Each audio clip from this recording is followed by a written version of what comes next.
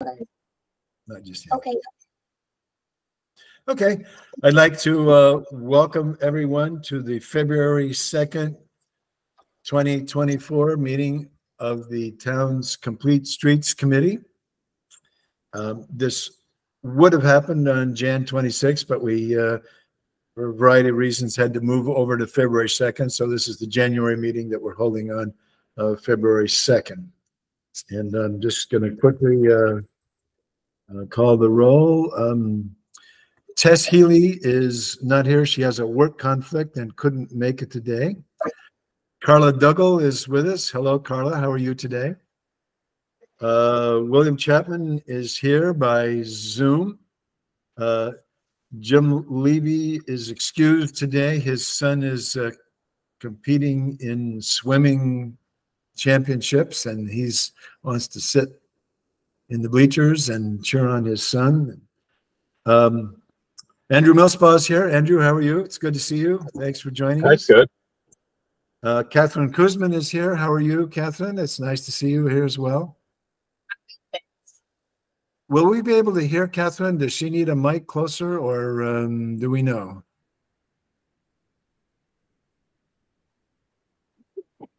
You want me to get closer? Well, whatever. I mean, we don't want to miss your pithy comments on everything that we're working on. So if you get closer to the mic, that would be wonderful. Thank you, Catherine. Ben O'Shea is he also has a slight work conflict, but he's going to try and join us as soon as he can. Avi Bar and Percy, I don't see them here today. And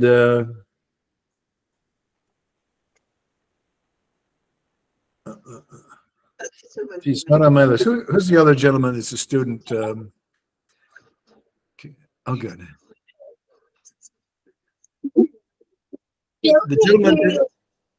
The gentleman that just walked in, Laura, is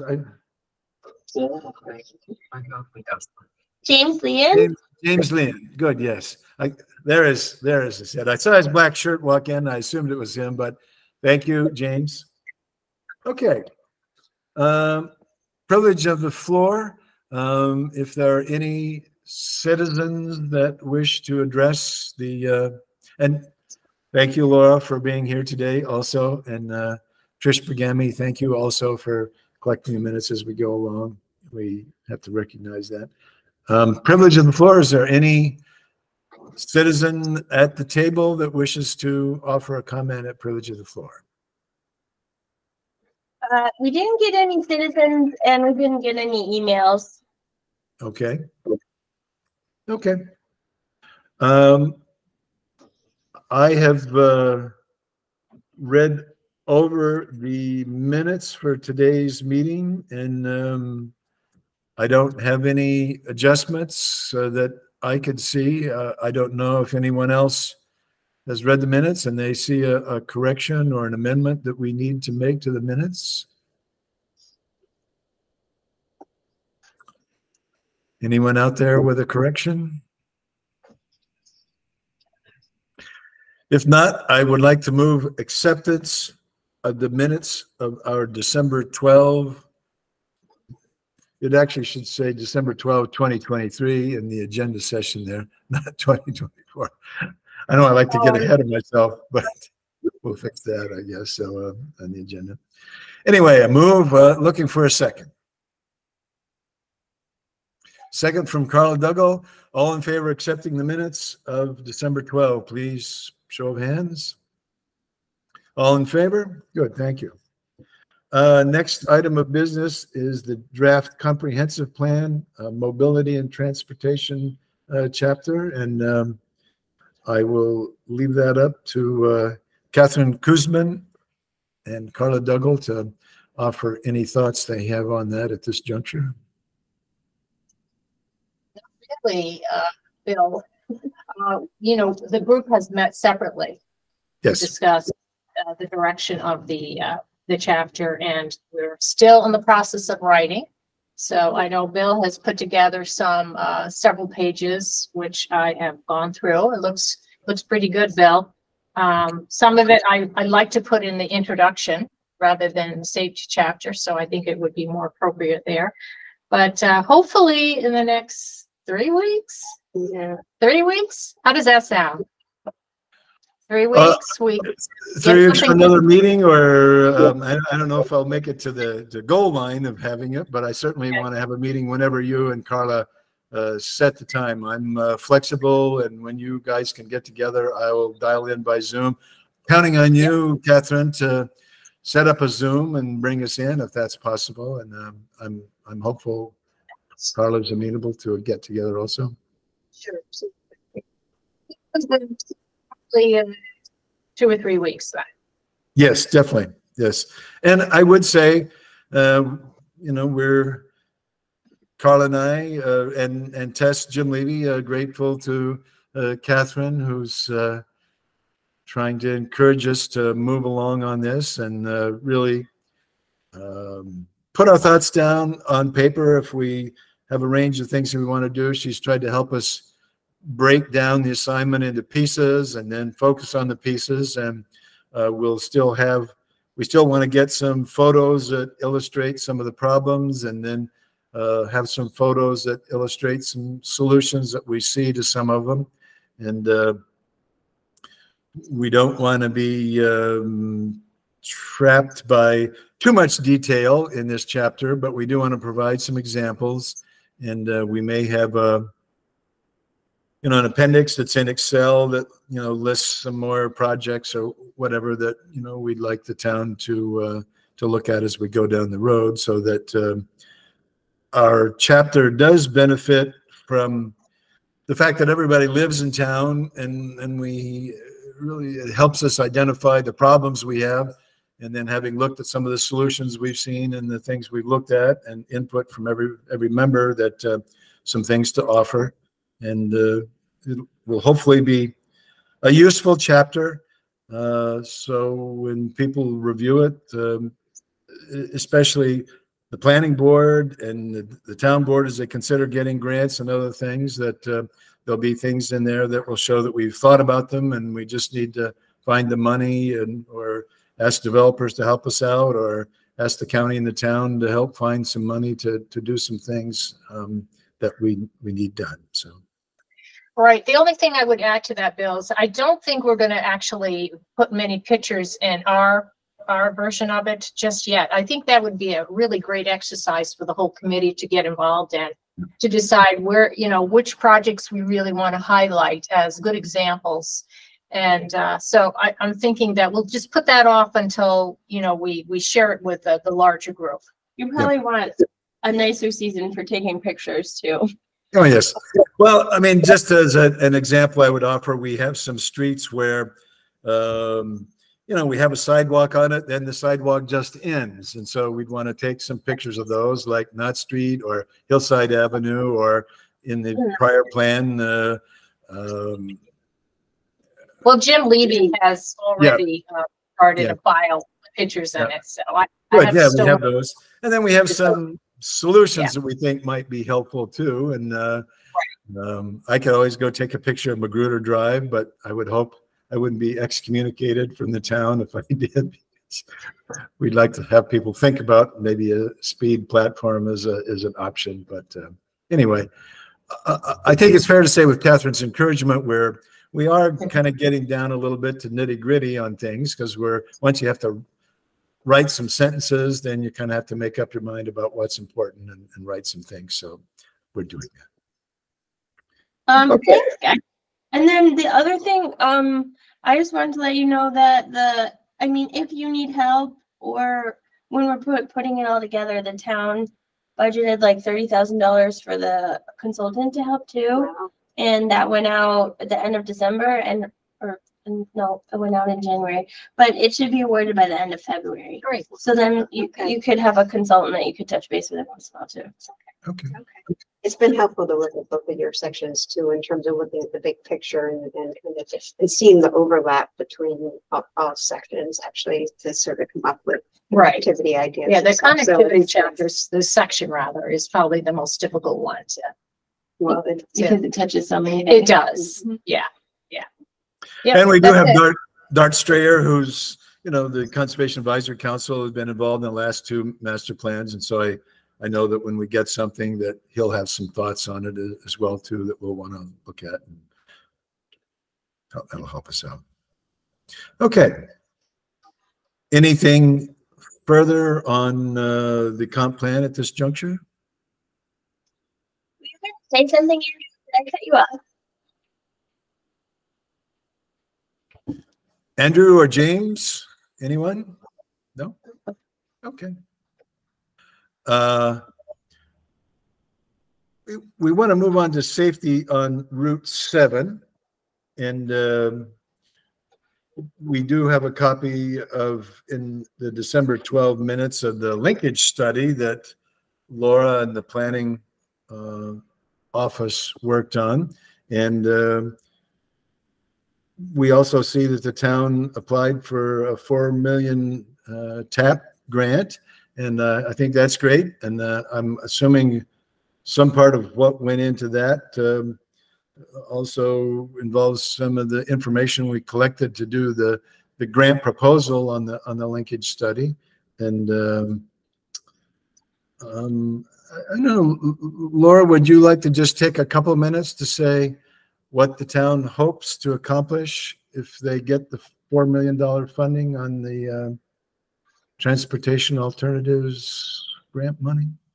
Yeah, sure. Actually, I could send you guys the complete grant application if you want. I forgot to do that. But so the linkage study, like we talked about, is the whole entire corridor. This study is, this grant is actually like construction, grant. But it also allows for the engineering because we didn't have the engineering done, so you can submit both. So this would be, we targeted right in front of Bellevue Hospital because we looked at our maps and there are 3 fatalities basically right there. And obviously it's a maternity hospital. It has babies leaving there every day. And also that's a section of Route 7 where there isn't a crosswalk for almost a mile in either direction. So the first thing the engineer noticed was that there's a curb cut right across from Hickory Ave, and there's a close connection to the Bellevue Hospital parking lot. So one of the things and that's actually where both of the bus stops are at Hickory, which we've talked about before. So there's a lot of advantage to really focusing on realigning the Bellevue Hospital entrance with Hickory Ave and allowing, hopefully, if the engineering pans out, possibly a stoplight there so that you could have the crosswalks and then be safe. In the grant application, we're evaluating all 3 intersections, so Algonquin, Hickory, and Vroman. We would evaluate all 3 intersections for treatments. We're not sure which treatments would be applied where. We would also evaluate the corridor for a median. Street trees, we have done a sidewalk assessment in that area, and there's some barriers to accessibility, so we would upgrade the sidewalks and remove all the barriers to accessibility in that corridor. We would work with DDTA to upgrade the bus stops, and we talked to Bellevue Hospital, and there are people who work at Bellevue Hospital that would be interested in riding the transit service, but obviously right now they don't because they would be taking their lives in their hands to cross that road without anything. So the idea would be essentially to do a complete streets treatment from Algonquin to Roman with different intersection treatments on each of those 3 intersections. I think the main piece would hopefully be Hickory and Bellevue, and then that would have the benefit of having traffic calming, would benefit, transit users, bicycles, pedestrians, you name it. And then the idea would be, if we're doing it in conjunction, if we get both grants, huge if, we would do it in conjunction with the linkage study. If this treatment goes well, we would do public outreach, we would talk to neighbors, we do all those things, but maybe it's a treatment that we use for the entirety of Route 7, and then we figure out how to fund it. So that's the idea. Did you ask for 2 lights? So the grant doesn't say where the lights would go because it hasn't had the engineering yet. Like, you have to have the engineering before you decide. It's evaluating all 3 intersections for lights, but it's not likely that you'd have 3 lights. You would probably have 1. And the idea would be that we would have probably the light that we would want to see is Hickory and realigning Bellevue. Yeah. I think this is so exciting. Yes, It it is. really It is, I thought, absolutely. what a great story. How soon will those be like decided or awarded? They're decided in June or July. Okay, so It's still a little ways. And then, like, if you look, it takes a little while to do the grant awards, and then we already selected the engineer. We already went through the state approved process for selecting the engineer, Barton and Judas. They helped us write the grant. So we don't have to do that. We've already done that. But even just starting the engineering, so that's going to take a lot. They've got surveying. And then I volunteered us. Bill helped me again, volunteer us to reach out to residents on Route 7 and talk to them as well while we're working on the engineering. Bellevue was happy to support us, wrote a great letter. CDTA, happy to support us, wrote a great letter. Bill and Ben wrote a great letter. We have a really good letter from Jordan, Chief of Police Coachman from Miss Una. So there's a lot of support in that grant application. And then obviously you guys, we talked about this before, DOT offered to pay 75% of our local match if we get awarded. So Okay. so that's very supportive of DOT. It doesn't mean that we'll get the award, but it's a big thing that says that they support us trying. Do you know how long? I mean, so the engineering is, but like, are they going to put it right at would they put it right at the intersection, or is that's all going to be determined? That's all by to be engineering? determined. Yeah. So, 'cause It's just like when you write the grant, if you don't have the engineering done already, you just put all of the concept treatments on the map, and then you work through them with the DOT and then come up with a corridor plan that works for everyone. And it has to use all the standards that DOT, and it's actually federal highway standards, because federal highways money, which are sometimes even higher than DOT standards. Yeah, so it'll all have to be standard treatments, but they'll put the puzzle pieces together if we get the grant and then come up with an actual design. yeah, that would be exciting to get one in place, and then it could lead to others like further down the road near Avon Crest. And So the federal grant, the $4 million, that is for design and construction? Design and construction. Yeah. Laura, could you just say about the timing on each of these? I mean, will the linkage studies support the transportation alternatives grant, or do they support each other, or how does that work? I actually asked the Transportation Council about this because I was wondering, and they said it's not even unusual. Another municipality not very far from us did that recently. I want to say Troy maybe had a linkage study going and a construction project at the same time. They run concurrently. They do help each other, but they have different, one is a corridor plan and the other one is fixing, an intersection that has fatalities. So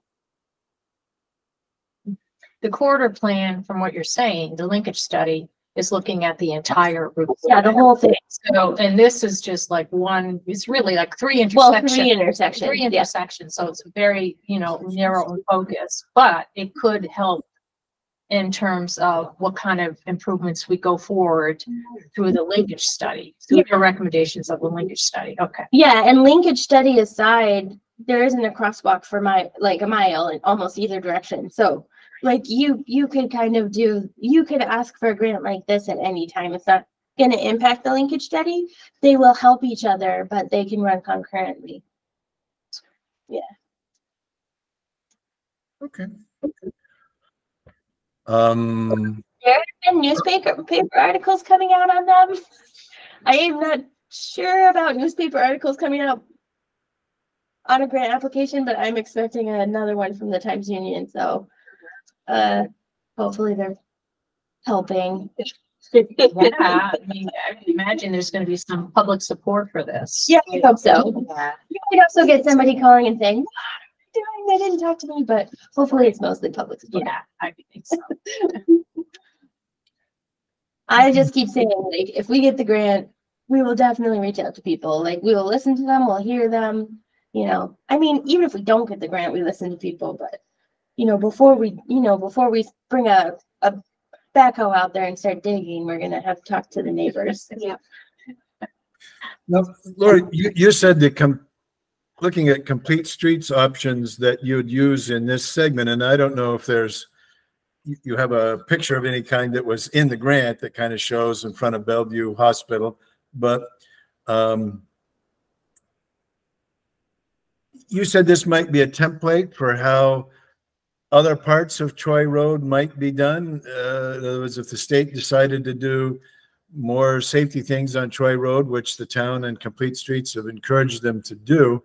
I mean, is what happens here, if you get agreement, will it be the template for doing other intersections on Troy Road?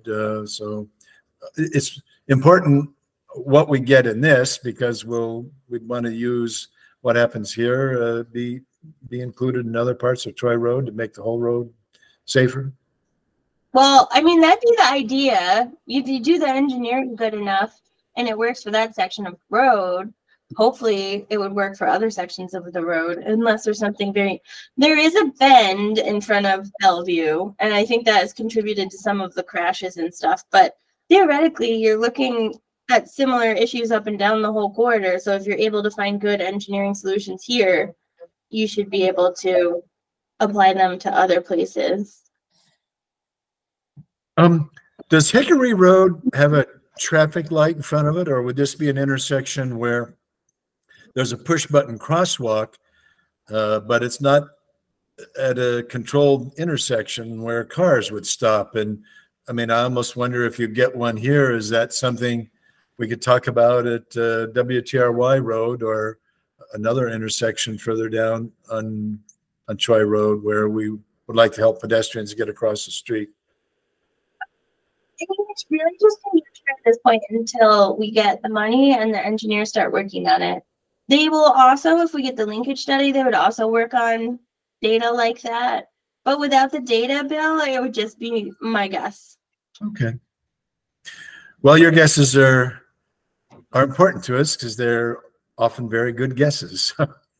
That would be interesting, the traffic medians with shared aesthetics, like that sort of match throughout. And it's like you've arrived in Niskayuna. And yeah, we talked about that in the linkage study. Like if you had things like light poles or something that kind of made an arch to narrow down what you're driving through, but they could have banners that said "Welcome to Niskayuna." Yeah, stuff like that would be cool. Yeah, we need something like this. yeah, I think that would be great. I guess something place making. visual Yes. to focus on actually will slow you down. Oh, yeah. I mean, the chief of police was saying they used to have those signs that came over Route 7, and I can't remember exactly what they said, but he was like, just put them back. Really? That must have been like A long time ago. decades ago. I've been here for decades. All that. He said there's still one left on Union. There's still one left. What is it? It's like a sign that kind of overhangs the road. Arches over the road. Okay. Yeah. He said there used to be more of that. No, those would be nice to bring that. I think, yeah, like, is the idea just like at the borders of Niskayuna? We just, it's good for the sense of community. I agree. Even though it's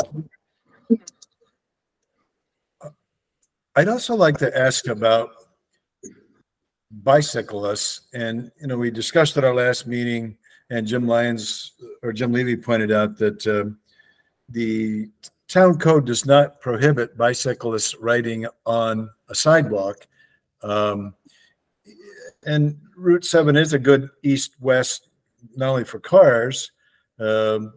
A bicyclist riding on the sidewalk on Troy Road can really go all the way from Upper Union to the border with Colony. Is that something that we would probably leave in place as a transportation modality for bicyclists, or is there another option that would be part of looking at Troy Road where bicyclists would go? And would people say, hey, it's safer to ride on the sidewalk, let's do that, and leave the road's surface alone? And I do know that Andrew pointed out that at one time there was discussion about Troy Road being wide enough so that you could paint a bike lane on either side of Troy Road, but it's got a lot of busy traffic. And I guess I'm just wondering, I'm fine with it. I would ride my bike on the sidewalks on Troy Road too, but would the state or would the Safe Routes people that look at Troy Road want some other option for bicyclists if they're looking at Safe Routes treatments for Route 7? Go ahead, Andrew. Yeah, I mean, I think this would go into the linkage study of the various options. But the one problem you get with riding on the sidewalk, even if it is accepted or legal, is that once you're riding on the sidewalk, you then have to obey by the crosswalks. You know, when you come to those intersections, and most people riding bikes want to be like a car and not stop at each crosswalk, which is the benefit of riding on the road. Yeah, fun not to throw up too many options out, like without knowing what the engineering would say. We would look at all of those things. Like, all of those things are on the table. We would look at all of them. What would end up being the best treatment? It takes a long time to figure out.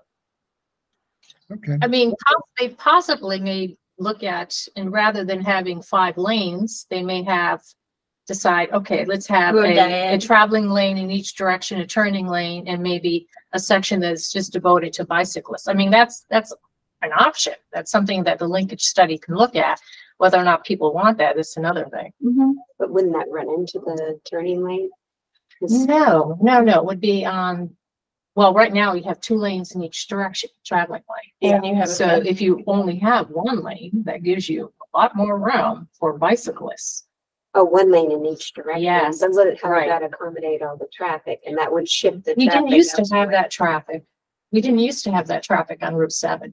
People that I guess took maybe I-90 and other ways, 890 and then 990, decided to, this makes a lot more sense for me to go on Route 7. So maybe Because I can drive very fast. Right. There's like That's no right. stoplights, Yes. and it's Right. very open, and I and can they drive couldn't very do that fast. before. No, and the fast driving is what causes Right. a lot of the So problems. we want to slow it down. Okay. We narrow it. I'm not too concerned about this commuters. But it's not my opinion. Right, this is what I'm saying. It ends up being like data, right? But Right. DOT is not just going to be like, oh, we like Nick Yuna, we're going to let him do a road diet. Yeah. Like, it has to meet the numbers. Like, it Yes. has to meet the numbers. Right. I actually asked the CRTC about the numbers, and it's very close because I was wondering about a road diet. Right. Yeah, but I mean, that's all stuff that we would look at. It would also shift a lot of, like Rosendale. I mean, That's where they do those simulation Yeah, they studies. can actually simulate it. Okay. Okay, anyone else have a thought or a question on Troy Road? And I think it's great the town's applied for this money, and I think that's really, really great. And I know our planning office has had to do a lot of work to put that together, both the linkage grant and this grant. And I mean, I know we owe a thanks to Laura Robertson and Trish Bergami and Clark Henry for all the effort that they've put in doing this. So thank you to them. Oh, and I would definitely thank the supervisor as well. She's Yes. been 100% supportive. Yeah, which is really good. And the town board. But it's really good if your supervisor's helping you. Okay. Why don't we move on then to planning projects, 2890 River Road. Okay, this is just a quick update. The planning board did not end up asking for an easement, a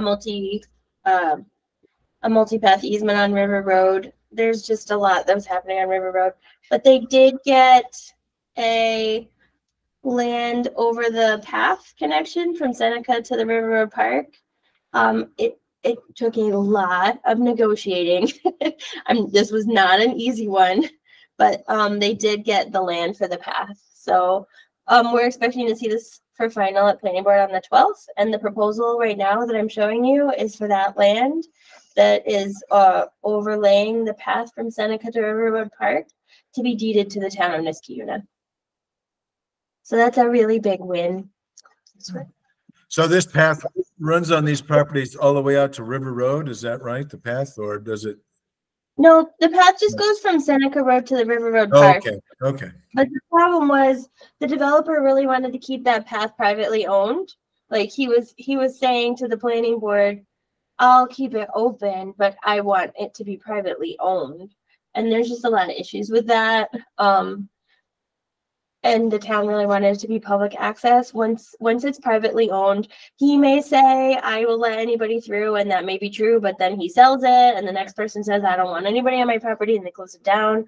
Another thing that can happen is unequal enforcement. Like he may let one person through who looks one way and not a person through who looks like another way. So like for equity and for public access, the town really did not want that to be a continue to be a private path.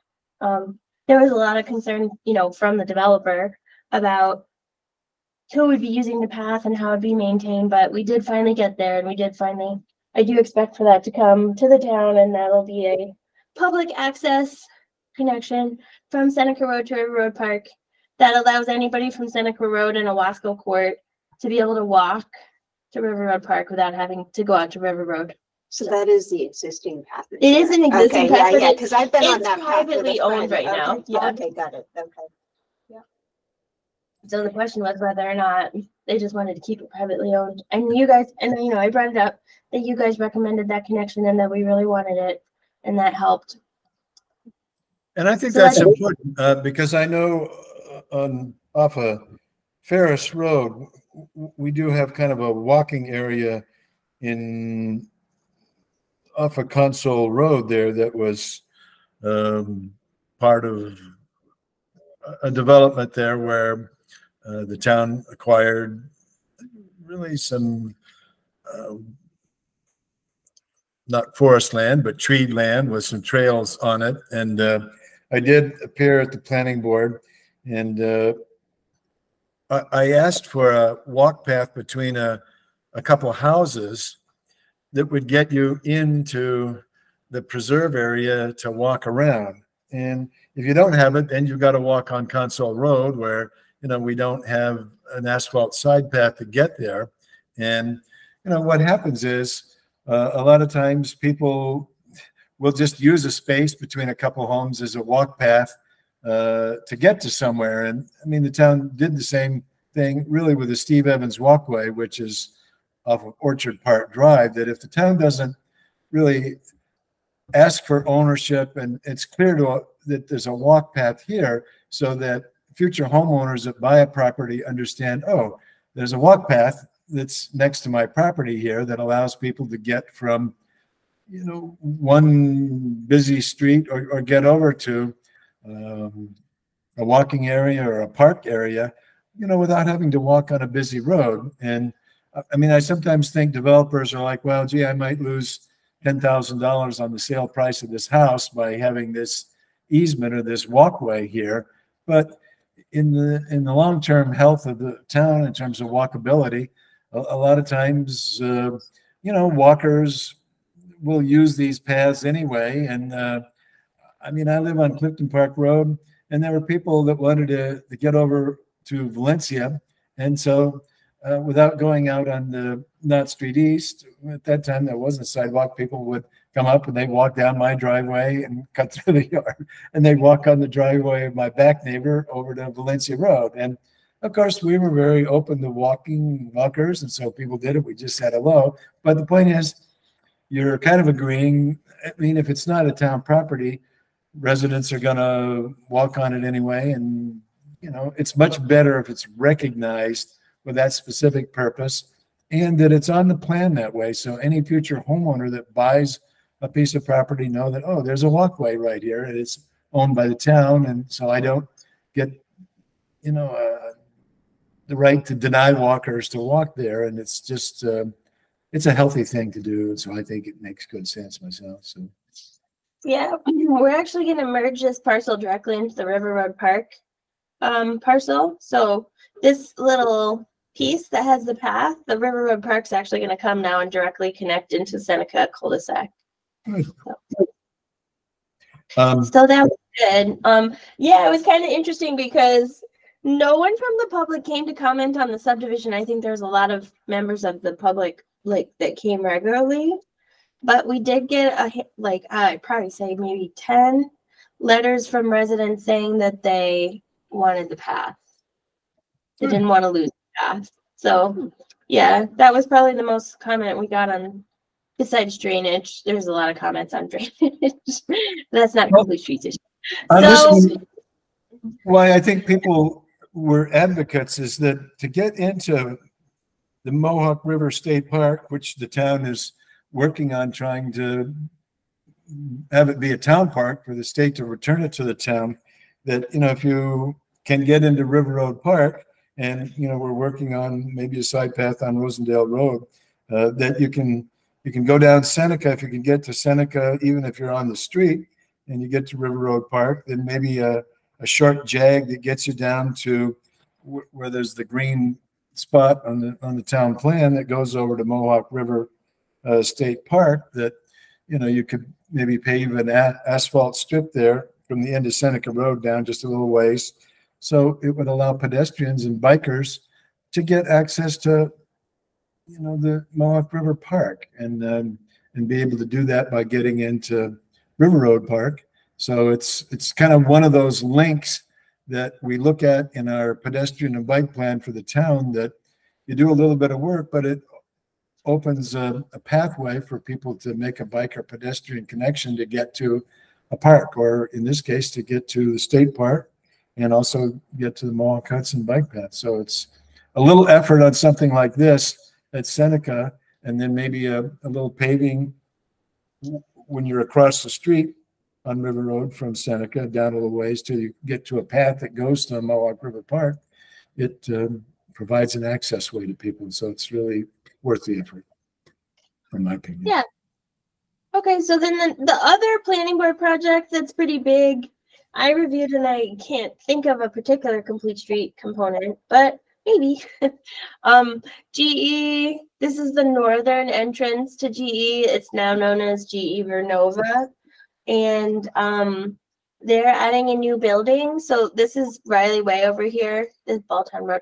The Rexford Bridge is just to the north of this. And so this building is pretty far back from the road. I mean, probably 1,000 feet. It's a lot. There isn't obviously anything that could be done that publicly on that property because they don't allow the public on the property. I don't know if there's something particular to that intersection that we could look at. You don't need to make a recommendation on it today. You could just look at it in the packet. It's a pretty big building. Maybe go to the Riley Way GE intersection and just see if there's something that strikes you, and we could just see if we have any recommendations, or I don't know if you guys know off the top of your head. It already connects to the bike path, right? So the bike path's right here. The bike path. Okay. The bike path splits the two GE properties. GE Vernova, they have like a little, I would say, I think, yeah, there's like a little shack here, and I think this is a little path that their employees can use to get to here. So an informal. It's pretty informal. Yeah, I mean, I think one thing we could say is maybe they should make a more formal connection for their employees to the multi-use path. Yeah. Well, is that something that we would want to ask? I mean, would these folks allow bicyclists to kind of ride through their parking lot? No. Nope. Yeah. No. Okay. But like, we could just say for their employees, we could say maybe consider making a better connection for the employees to the multi-use path. That's not a public space. Okay. They have guards. Yeah. With guns. Guns. Yeah. Okay. Yes. They're not little guns either. Little guns either. Okay. Go ahead, Andrew. Andrew, go ahead. Hey, on the top of the hill there at the bike path, there's like a lean-to or a shed, like where people can sit. Is that did the town build that, or is that something that they like right there where your cursor is, or is that something GE built? Don't know. We can ask him. I haven't been by there in a long time, so I don't know what the condition of it is. But if it's not in a great condition, if there's a way for them, if it's theirs, to improve it, that's I guess something. But I couldn't think of anything else.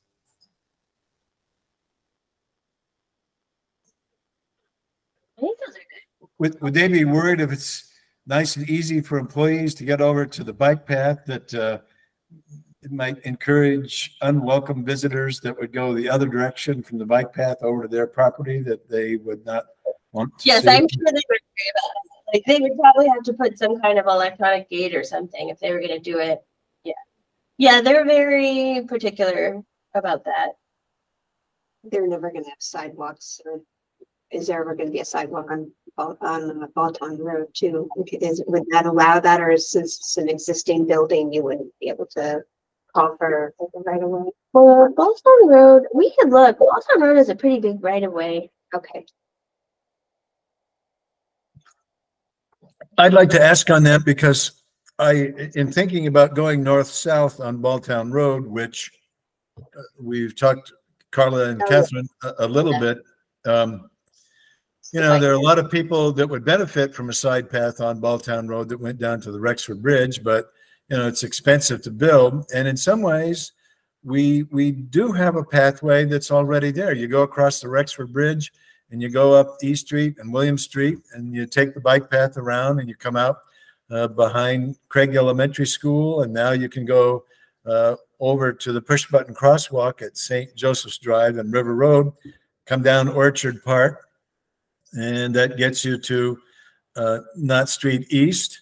And actually, with the buildings being torn down behind CVS, and with a roadway that kind of goes behind the Ace Hardware and the TV station, I mean, there could conceivably be a roadway or even a marked bike path that would get you from Knott Street East, in which you wouldn't have to put the side path on Balltown Road. You could get from Knott Street East over to Van Antwerp Road, where, you know, we'd have an asphalt side path that would at least go up to Van Antwerp Apartments, and then hopefully if Garden Drive or gosh, what's the name of the paper street by the florist right there?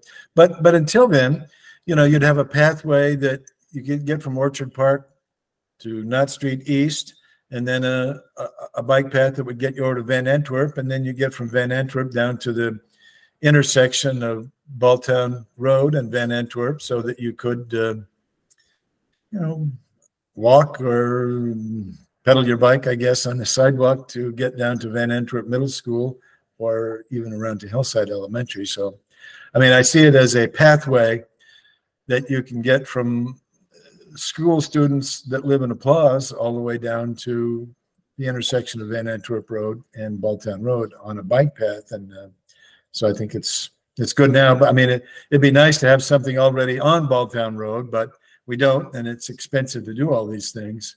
But Okay, Bill. So do we want to move on to the Grand Boulevard bike lanes? yes, we do, absolutely. Then thank you for reminding me. Okay, Grand Boulevard Bike Lane. The county had a public meeting there on the 10th of January. They did a mailing to residents and asked them to attend a neighborhood meeting. And they also could submit input to the county, not only at the meeting, but the county set up a website, and they had forms that they offered there. We've in this committee, and the town has encouraged the county to do something about Grand Boulevard really for quite some time because there's traffic moves fast on it, and there's still some parking on it, but some street parking, but a lot of people don't park there. There are 2 asphalt sidewalks on either side of the road, and there is a granite curb that goes around the middle median, but there's not curbing that goes next to the homeowner properties. So the county said we've got some grant money. We're going to repave Grand Boulevard, and we also may do some striping treatments, you know, with the goals of improving pedestrian safety. I mean, they said they want to improve pedestrian safety by addressing non-compliant ADA ramps and increasing crosswalk visibility. These would be crosswalks that are Keys and Regent and other streets that intersect with Grand Boulevard. They want to improve cyclist safety within the corridor, and in committee we discussed some options before. Jim Levy had mentioned the possibility of a bike path painted on the inside of the road that would be next to the median, and so improving cyclist safety with the corridor, and they presented some options that I'll discuss in a second. Improve motorist safety within the corridor, as the crash rate is currently 2.7 times the statewide average. And so, you know, one thought would be if you demarcate the travel lane,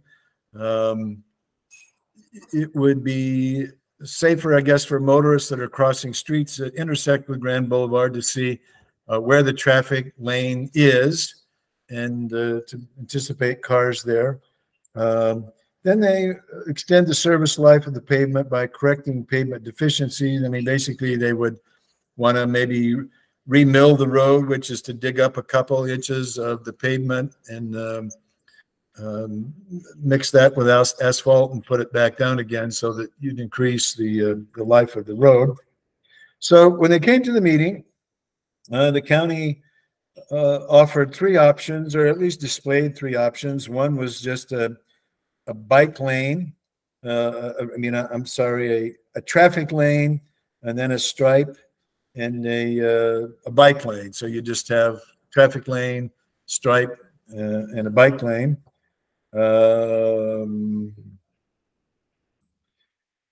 Then the second option was a travel lane, a buffered bike lane with a hash, assuming I've got these right, and no parking. And then another option was a traffic lane, and then a bike lane, and then a strip for cars to park there. And I wish I had a display of each of those, but I don't. And Art Clayman, who is on the Schenectady Bicycle Committee or whatever, was at the meeting, and he actually recommended a slightly different option that's travel lane, parking lane, bike lane. And in New York City, you have a travel lane, or might have a couple travel lanes. Then you have a car parking lane. Then you have a bike lane. And the people in the bike lane are buffered from the traffic because cars, to the extent that there's car parking, you got the travel lane, then you have cars that park in the car parking lane, then you have bicyclists in the other lane. Then, of course, New York City's got pretty good sidewalks, so pedestrians are still on the sidewalks. And so, I mean, I think the county people were listening to Mr. Clayman's recommendation, and they thought they would take that into consideration in their study. And so Peter Knudsen, the director of engineering, I spoke to him for about an hour or so before the meeting today, said they're reviewing those options. They said the folks on the street did not want to lose their ability to park. So just a travel lane and a bike lane with no parking. they weren't in favor of that. A lot of them said we have kind of not long driveways, and we kind of a long walk to go down to a side street to park your car on a side street. So they did like the idea of keeping parking, but they also wanted to see something for safe pedestrian or safe bicycling. And I asked Peter about, well, you have the asphalt side paths on both sides of the street. Would the county consider a concrete sidewalk there? And they said, well, there's not money in the grant that they have for that. And they said it's about $1 million for a mile of sidewalk. And so if you had that on either side of the street. When they submitted for the grant, they actually put in a separate grant for sidewalks. Okay. It wasn't, but they did try to get the sidewalks. Yeah. So From us, Bill.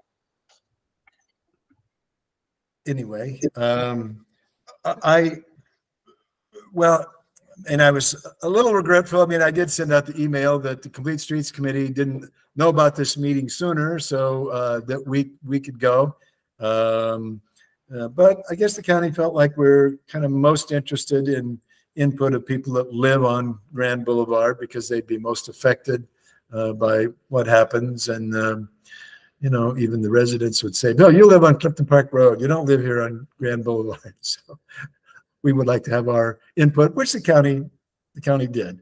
And so I think they're going to finalize a decision on what they plan to do. And to tell the truth, if our Complete Streets Committee had an opinion on any of the three options, we could still submit that.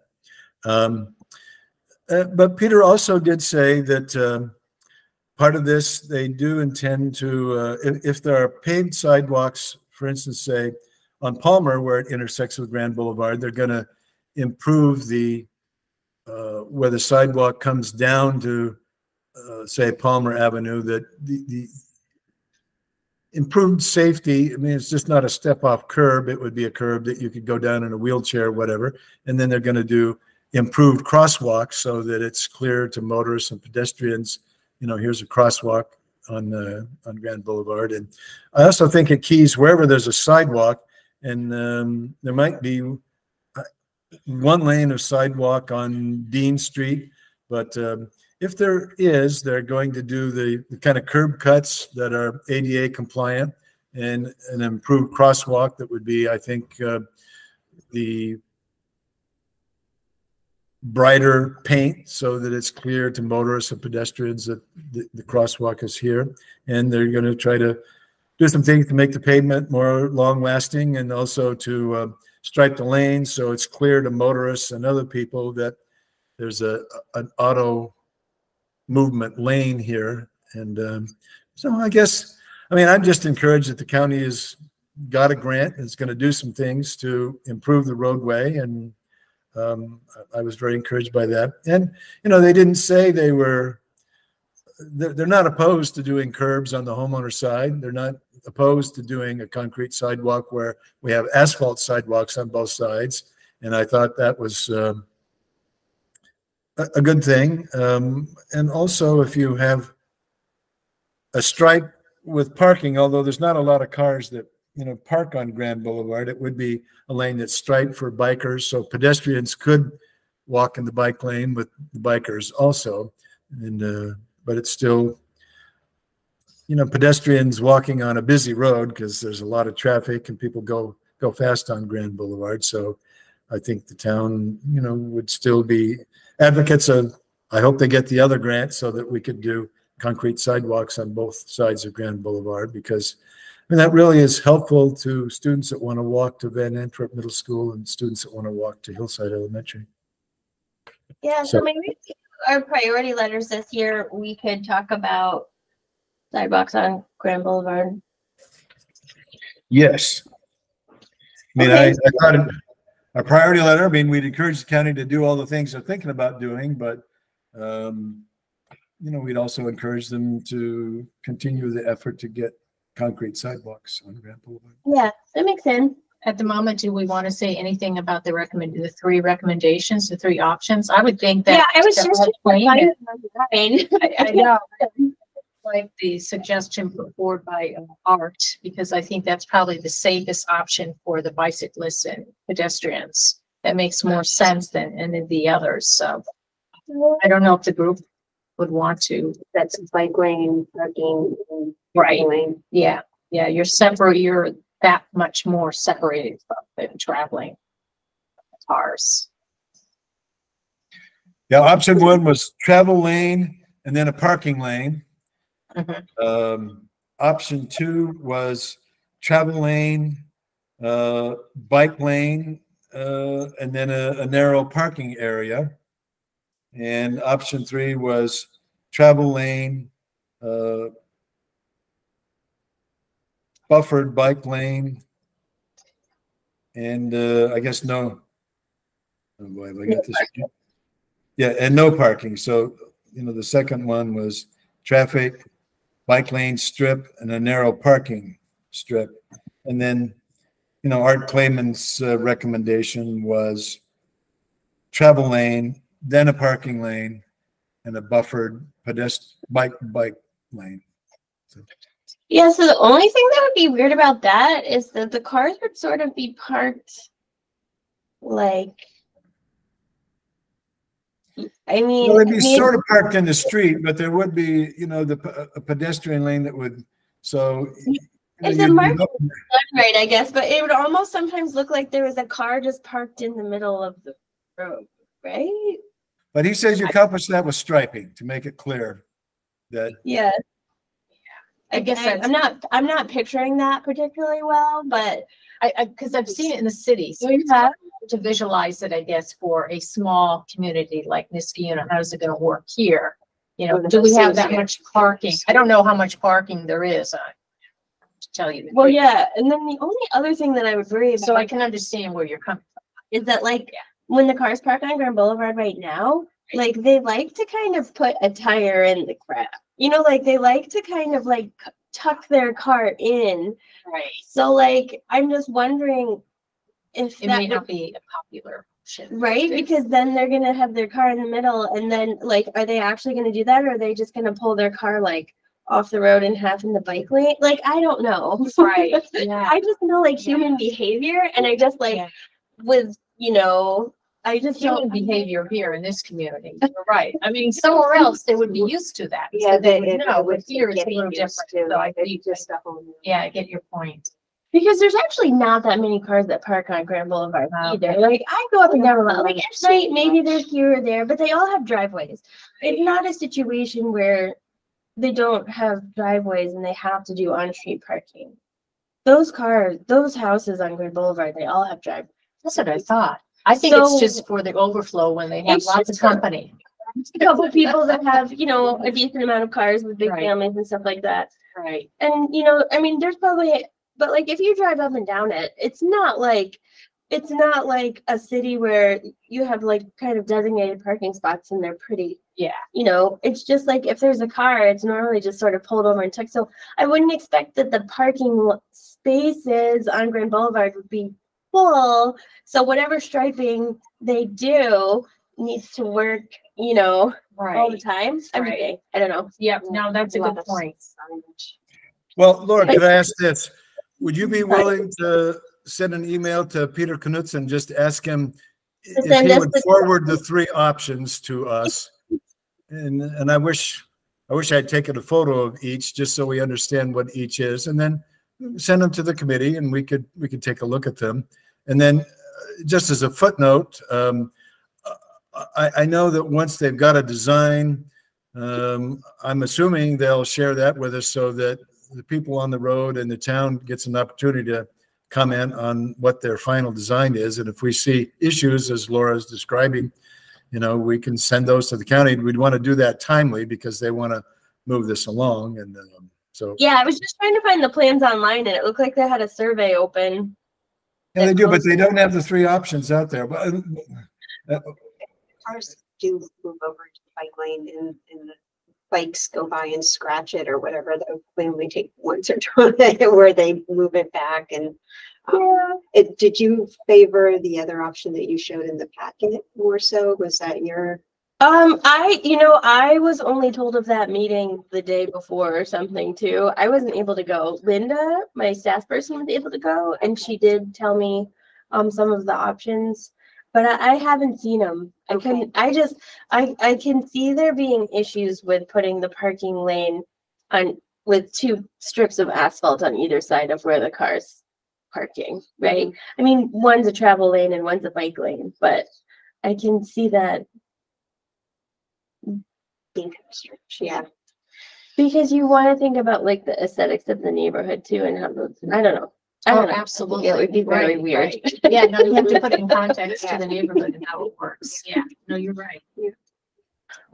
So I will reach out to Peter and get those drawings.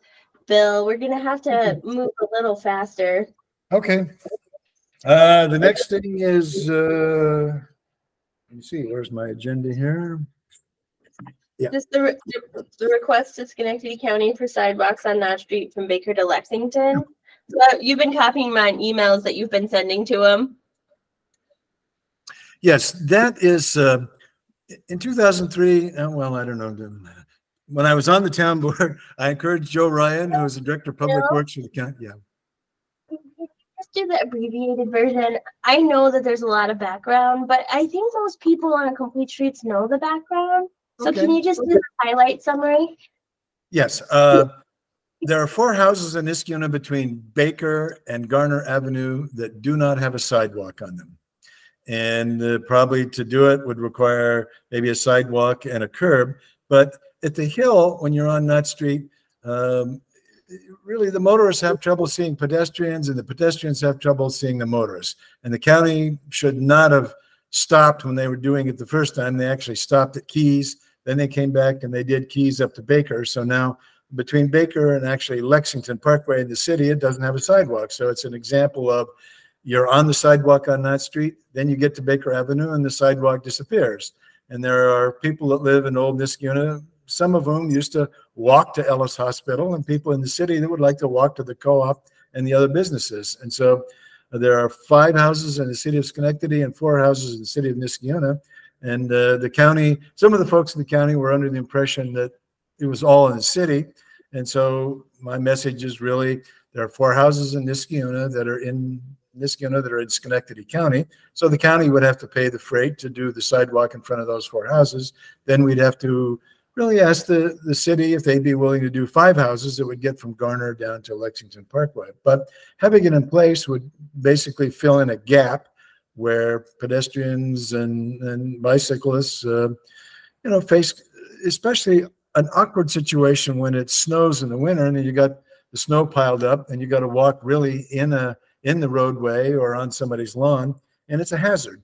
So, I mean, really, Laura has already got the engineering work done. So we're just asking them, could you please dig up the money and then put them in? And Paul Sheldon said, gee, the city and the county often work together on projects. And so we'd like them to work together, and the city contribute some money, get one contractor to do it. The city would contribute some money for Schenectady, and the county would contribute the money for Niskayuna, and we'd get that filled in. Yeah. Yep. So I think it was good to make those contacts at the Grand Boulevard meeting and continuing to send them that email, because I have sent it to them as well. And Yes. they have been like receptive to it. So I mean, I would say just keep sending them and just keep pushing, because it's rare to have the engineered drawings. So we have the engineered drawings. They just have to take them and bid them. And we bid them once already. So Well, I would say, and I think we might want to think about maybe attending some county legislative meetings, because they moved the county meeting to Niskayuna High School for their September meeting. And it was an opportunity, and they really wanted Niskayuna residents to come to a county meeting to say, here's some things going on in Niskayuna that we'd like you to know about. And happily, Carla was there. She provided her letter on Rosendale Road and why we need the side path. And Catherine was there, and the concerns that we have on the safety on Troy Road. She presented it to her county legislators and asked them if they would kind of get behind the town and help support our efforts. So that was a good thing. And, being there, I made my pitch on Knott Street. But I personally, was surprised that people were still confused about, is this a city project or is this a county project? And I also, my heart was warmed because after we made our oral presentations, there were many members of the county legislature that came down and said they supported the idea on Rosendale Road. They supported traffic safety on Troy Road. They supported doing this. And so sometimes, I mean, I encourage, and I think Paulina Menzo was so correct in saying, if we get our faces in front of Rory Fluman, the county manager, or Mr. Price, the state DOT, or the school district superintendent, Superintendent Mumenthe, or even with the town supervisor, that we get the opportunity to make the pitch orally so they understand what we're asking. And oftentimes they say, gee, this really makes good sense. And they're willing to do it. So I know I'm a king of broken records with that. Like, are you reaching out to Rory Fluman to schedule the meeting, or are you asking me to do that? Well, I'd kind of like to go to the meeting, and so I'd like to go when I get back to Florida. But if you guys say progress cannot wait, and if Rory agrees to a meeting, I mean, some things we want to talk about certainly are, you know, some of the things on our priorities list, and you know, the crosswalk on Regent and not. And maybe the walkway from Niskuna Drive to get down to the train station park, and you know, the other improvements that we want, and certainly Rosendale Road and Knott Street, you know, that connection. And okay, well, maybe I can see if I can get a couple dates and then send them. Sure. Matter of fact, if we could make it a Zoom meeting, so if someone is out of town and Rory's willing to have a couple in person. And I do think that, you know, Paul Sheldon and Peter Knutson and Rory are all very open to ideas that we've suggested. And I think it would be really good to hear from us in person. So.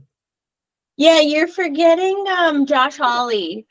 So he's a good ally for Schenectady County. He used to work for the town of Niskuna, and now he works with Knutson and Paul Sheldon.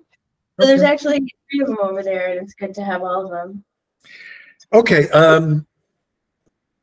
If we could move, and to tell the truth, I mean, I just don't want to see somebody get hurt on Knott Street before we finally say, well, why haven't we done this? It needs to be done. I mean, I'd prefer to alert them to it. And the fact that you already had the design documents done, really. Hold on a second. We lost power for a second. Can you hold on? Yeah, I think it's important that you had the design documents done, or the bid documents done, because that makes it easier that, you know, if Gary Hughes and other people are like, you know, we should just get this done. If the bids are already in and it's just a matter of finding the money to do it, then I think that's good. You guys appear to be frozen. I hope I haven't lost you. She said that. Yeah, we lost power. We lost power, Bill. Well. I don't know if he can hear you. No, he can. Because can you hear me, Bill? Yes, I can. Oh, yeah, okay. I don't actually know how this affects the recording because it's my laptop and because my laptop has a battery, but I was recording it on the other thing. We can't really have video because all our faces would be like chins, but okay. Why don't we talk about the goals for a second? Okay. I provided these, and you know, we may have to revisit on a later meeting, but if people are willing to get their packet out for a quick second, I mean, we can do a little lightning round on things we think we want to keep or what we might want to move along, and I'll try to go quick. Route 7, road safety and traffic calming, I'm sure we want to just keep that number 1 and leave it there. Submitting an application, Ben O'Shea, this was important to him under Safe Streets and Roads for All, and I don't know if I mean, Peter Knutson was open to talking about this. If I think what we decided on this one though was that CRTC had got a planning study under the Safe Streets and Roads for All, and we were going to wait for them to finish their planning study before we submitted for any construction projects.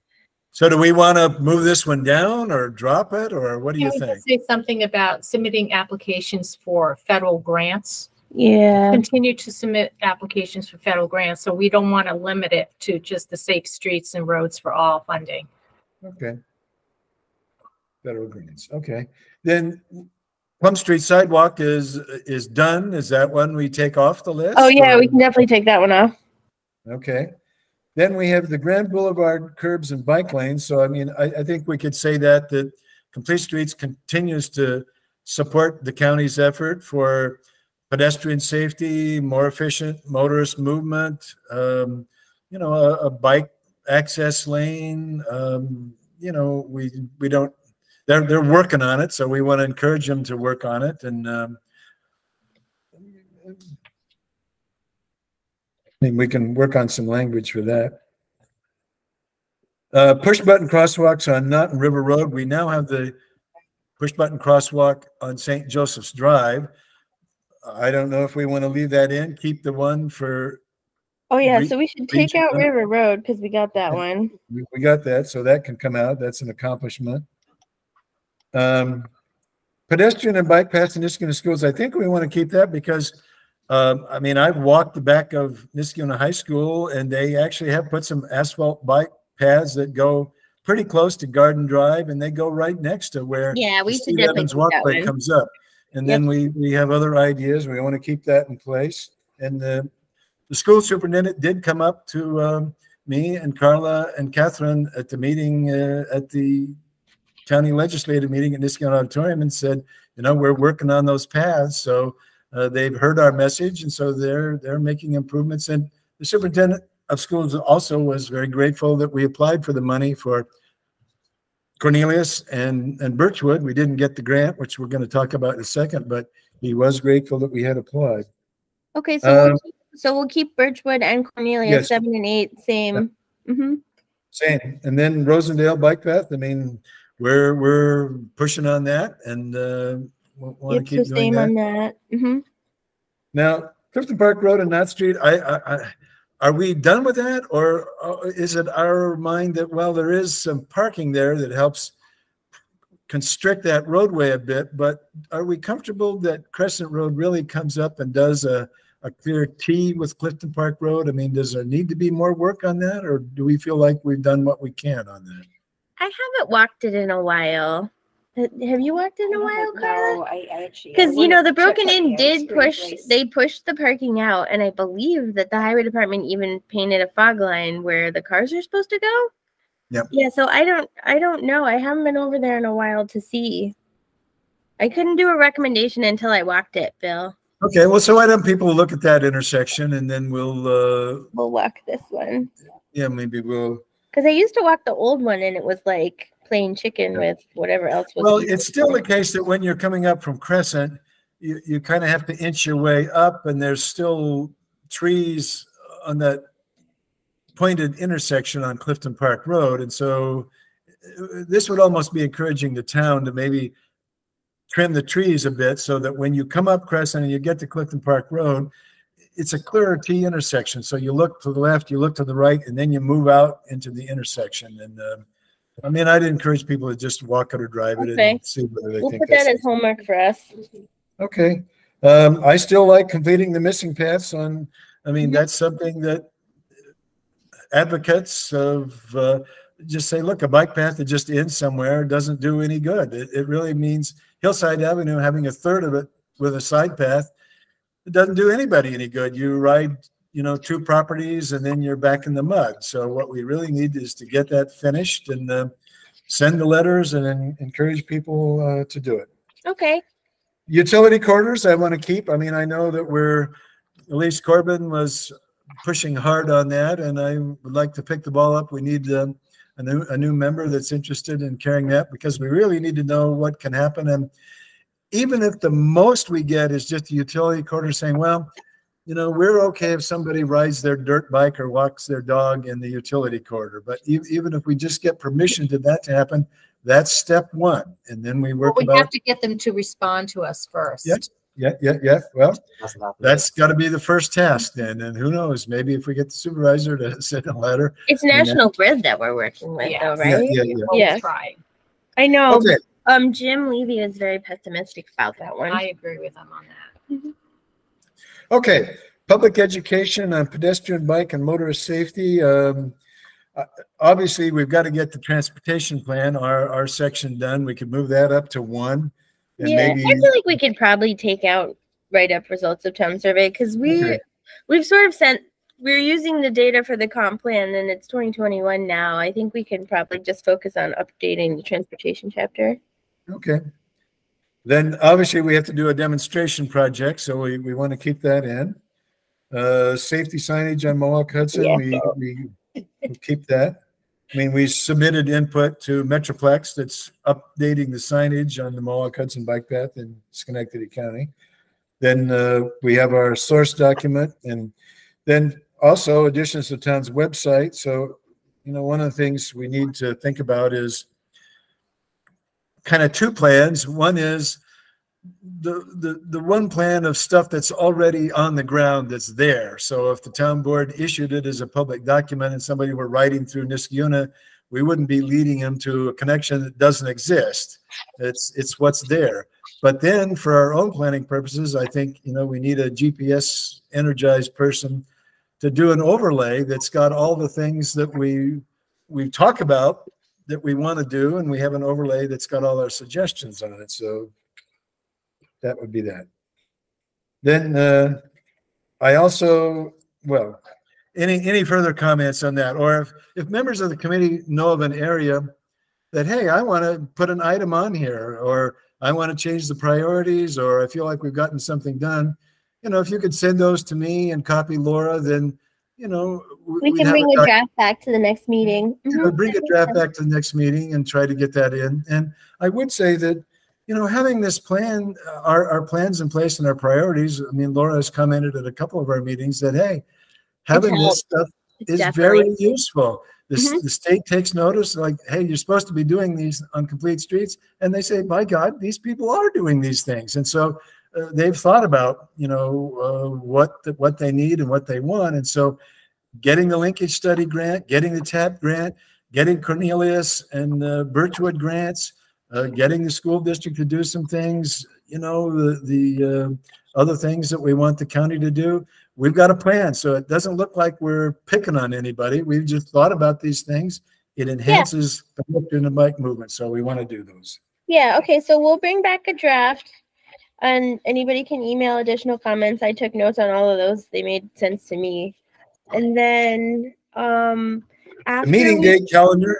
Can we look at I was that? going to say, after we finish with the goals, we should do the priority letters, but they usually come out in the summer. So let's do the goals first.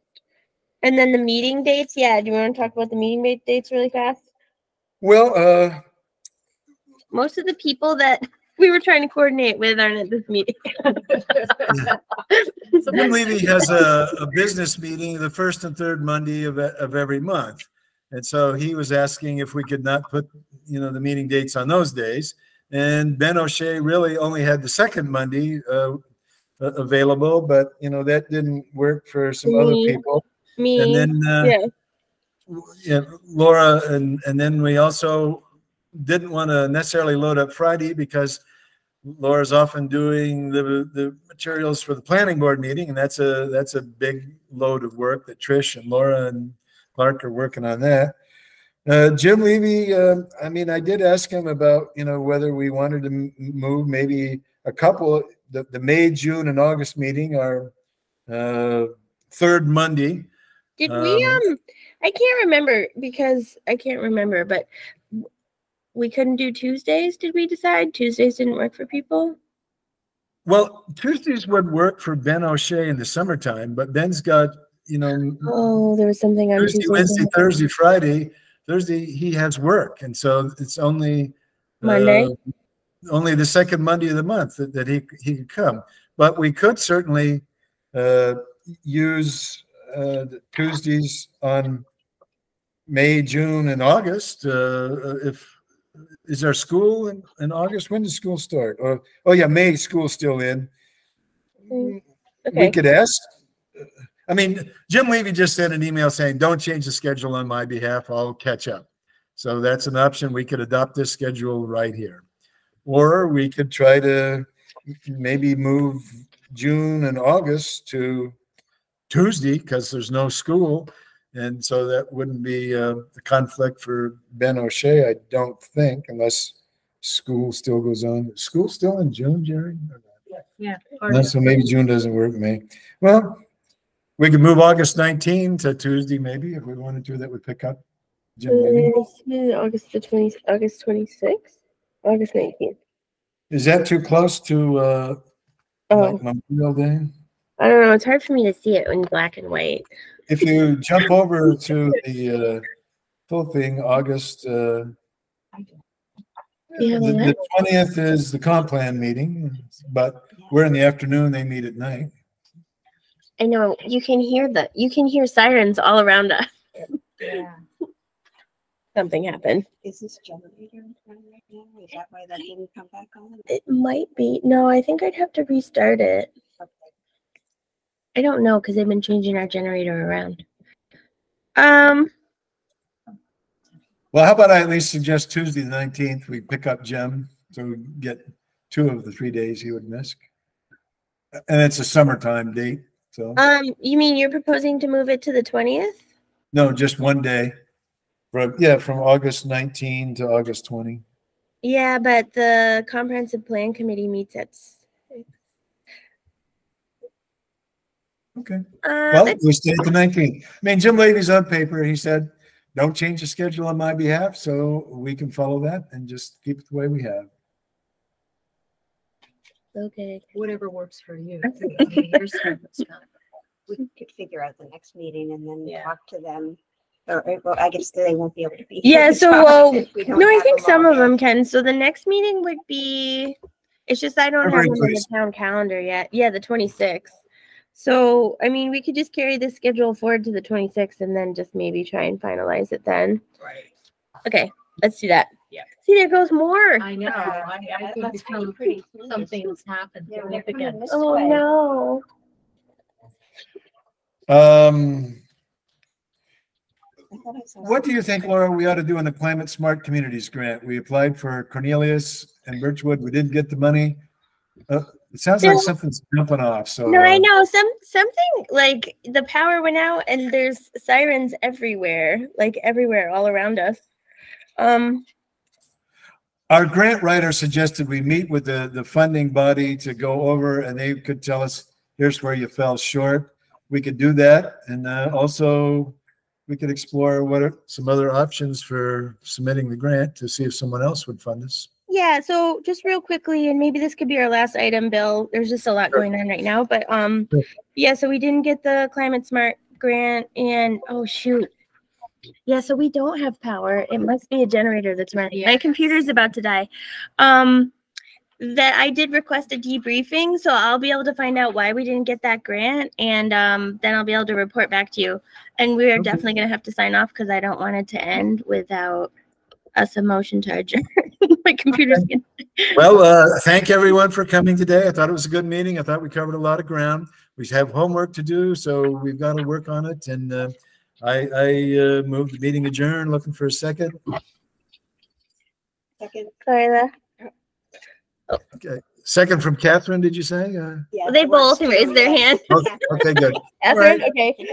Thank you for coming. Thank you for joining us, James. And we'll see you on the 26th. And, you know, we have some homework things to work on. So if you've got, we're going to get some input about Grand Boulevard. We want to look at that. Want to look at the goals, Okay. look at this No, calendar. I'm sorry, my computer. Oh my Okay. gosh.